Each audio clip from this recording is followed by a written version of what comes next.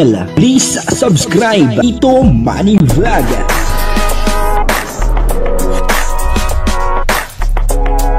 Payagan po si Tito Manny Vlog na mag-reactor para pambiling gamot sa kanya pong karamdaman. Wala man siyang records ng ng awayan. Yung po si Kalingap Dan ay nagpaliwanag at dito ay bakit may nagtatampo. Panoorin po natin yung video at siyempre bibigyan po natin yan ng konting reaksyon. Pero bago po yan, ako muna po bumabati sa inyo lahat ng magandang umaga, magandang tanghali at magandang gabi sa inyo lahat mga kapatid. Saan man kayo ng panig ng mundo naroon ngayon ay mag-iingat kayo palagi at pagpalain kayo ng ating Panginoon. Maraming salamat din po sa patuloy na tumatangkilik sa aking YouTube channel at nanonood sa aking video reaction. Patuloy lang po natin suportahan sila Kuya Bal Santos Matubang, Kalingap Rob at Edna Vlog, Jack Tapia, at yung mga kasama ko po sa Karepa, Team Views, at yung mga Kalingap partner na charity vlogger. Ito po yung video na kung saan ay nagpaliwanag itong si Kalingap Dan. At bakit po merong nagtatampo? Ang kabuuan po ng video ito ay mapapanood po natin sa YouTube channel ni Kuya Neil. Ayan portahan po natin Kuya Neil. Ito po yung video. Nangyayari dun sa Danjoy bro, bakit parang may nagtatampo si Kuya Bobby? Lang yung si Kuya Bobby, medyo may tampuhan lang. Pero okay naman na. Saan tampuhan, saan yan? Sa sponsor ba o sa K-Boys? Wala naman sa K-Boys ata.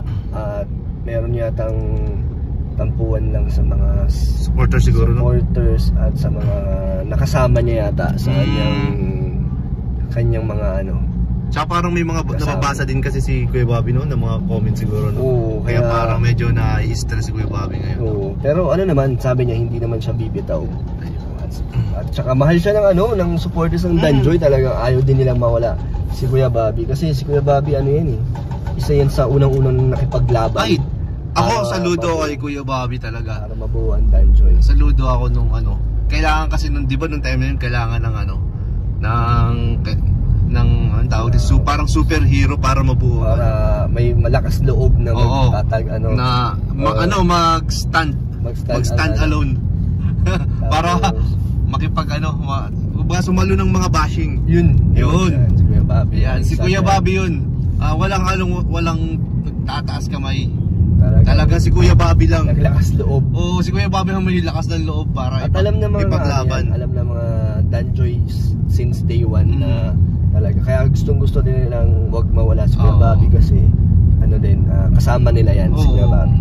Malaki ang inambag ni Kuya Bobby talaga. At alam naman ng mga solid na supporters. Pero din naman, syempre yung mga ibang sponsors at supporters na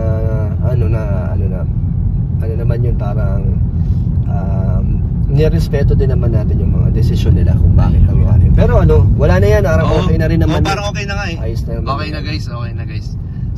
Yun nga po, nagpaliwanag itong si Kalingap Dan, tungkol po kay founder, kay Bobby TV 143 kasi nagtanong si Kuya Neil at yun na nga, nagkaroon po ng konting tampuhan, at ngayon daw po okay naman na, maayos na, kumbaga, nung nakaraan alam naman po ng lahat yan, na medyo na-stress si Bobby TV 143 at gusto nilang bumitaw, sa pagiging founder, yun po ang parang, sa pagkakaalam ko parang ganun po ang kwento niya, pero hindi po siya pinayagan ni Kalingap Rob kasi nga ay isa po siya talaga sa nakipaglaban dito sa Danjoy.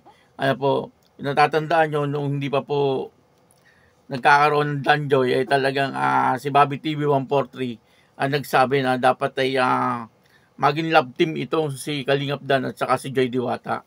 Kasi nakikita po ni Bobby TV 143 na talagang bagay na bagay etong dalawa kaya yun po isa po siya talaga sa mahalaga dito sa Danjoy. Kaya yung ibang mga supporters ay ayaw naman po pumayag na siya ay magbitaw kasi marami din po nagmamahal na supporters dito kay Bobby TV 140, mga supporters ng Danjoy na talagang alam nila kung ano yung kwento ni Bobby TV 143. Kumbaga alam nila kung ano yung pinagdaanan ni Bobby TV 143, ano po, bago maging love team itong Danjoy. Ano po, nako kung alam nyo lang, talagang napakaraming pambabas ang nangyari kay Bobby TV 143, ano, nung kasalukuyan na pinaglalaban niya na dapat ay maging love team etong si Joy Diwata at saka etong si Kalingap Dan. Kasi kainitan pa nun eh. Yung isang kalab team ni Kalingap Dan. Pero wala na yon, tapos na po yun. Ano, nung pinaglaban ni Bobby TV 143. Kumbaga, the end na yung teleserye ngayon. Ano po. At yung mga, siyempre, yung mga talagang gusto yung dating kalab team ni Kalingap Dan, eh, talagang binas ng gusto etong si Bobby TV 143. Ano, kaya napakahalaga ni Bobby TV 143 dito po sa Danjoy. At ang sabi naman po ni Kalingap Dan ay hindi naman daw po bibitaw etong si Bobby TV 143. Kumbaga, na-stress lang ng konti. At ngayon naman daw po ay ayos na. Ano po, okay na. Ano po. At yun na, ano, marami po nagtatanong sa akin, ano, sa mga comment tungkol po doon sa issue ngayon kay Kalingap Dan. Grabe, may issue na naman. Ano po, yung tungkol po daw doon sa jowa. Ano ba yung jowa na yan? Ano? At parang buntis daw po at mga anak na. Grabe, no? Grabe po talagang balita. Ano? Jowa pa lang ngayon ay buntis na at mga anak na. Ano? Nung isang araw ang balita ay jowa pa lang. Eh. Ano po? Ngayon ay buntis na at mga anak na.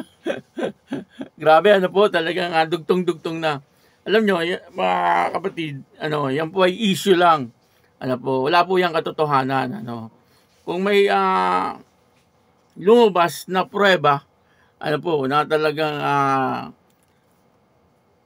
ito ang totoo, ano, eh pwedeng maniwala yung mga supporters. Pero hanggat wala pong nakikita, yan po ay natural issue lang po yan. Ano, wala po yung katotohanan. Yan po ay gawa-gawa lang, ano po. At yung gumagawa po ng kwentong yan ay pilit niya sinisira ang Danjoy, ano, na hindi naman po mangyayari na masira itong Danjoy. Ano po, kaya wag kayong basta-basta maniniwala. Ano, hanggat hindi po nagsasalita itong si Kalingap Dan o kaya ay si Joy Diwata, ano po, ay nananatiling issue. Ano po, sasama lang po ang inyong loob. Ano, kumbaga ay maghihinanakit lang po kayo. Ano, nawala naman po katotohanan. Kaya wag po kayong basta-basta maniwala sa issue. Ano po. At yun na, ano, kung sakaling totoo po yan, ay magsasalita po yan si Kalingap Dan or magpapaliwanag po yan. Ano po. Pero wala naman pong paliwanag at wala naman po sinasabi si Kalingap Dan. Eh, ibig sabihin, eh wala po yung katotohanan. Ano po. Kaya issue lang po yan. At kahit po si Kalingap Rab, ay magsasabi po yan. Ano, kung may mga ganyan na issue, kung may mga ganyan na issue tas totoo, ano po, siyempre sasabihin po yan ni Kalingap Rab o ni Kuya Bal, ano po, kung ano ang katotohanan. At siyempre si Joy Diwata ay magsasalita rin po yan.